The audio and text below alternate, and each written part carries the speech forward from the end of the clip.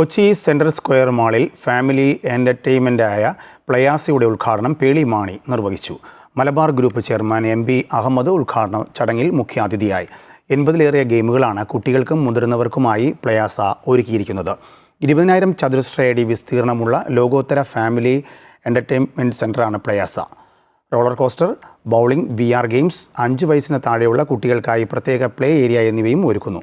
എല്ലാ ഉപകരണങ്ങളും Italy, Germany, America തുടങ്ങിയ രാജ്യങ്ങളിൽ നിന്നും ഇറക്കുമതി ചെയ്തതാണ്. പ്ലയാസയിലെത്തുന്നവർക്ക് ഉയർന്ന സുരക്ഷയാണ് ഉറപ്പു നൽകുന്നത് എന്ന് Malabar group chairman MP. Ahammed വ്യക്തമാക്കി. അവർ ഫ്രണ്ട്ലി ഫിനിഷിംഗ് എടുത്തുകൊണ്ട്, കാരണം അതിന് വളരെയധികം ശ്രദ്ധിക്കേണ്ട കേസാണ്. കാരണം കളിക്കുന്നത് കുട്ടികളാണ്. അവർക്ക് ഒരിക്കലും ഒരു തകരാറുണ്ടാവാതെ അല്ലെങ്കിൽ ഒരു പെയിൻ ഉണ്ടാവാൻ പാടില്ല. വളരെ ഫ്രണ്ട്ലി ആയിരിക്കണം. ആ രീതിയിലുള്ള എക്യുപ്മെൻറ്റ്സാണ് മേടിച്ചിട്ടുള്ളത്. കോസ്റ്റ് കുറച്ച് കൂടിയാൽ കുറേ കാലങ്ങൾ കൊണ്ടത് വർക്കൗട്ടാകും. പിന്നെ ഇമ്മീഡിയറ്റ് ഇതിൽ നിന്നൊരു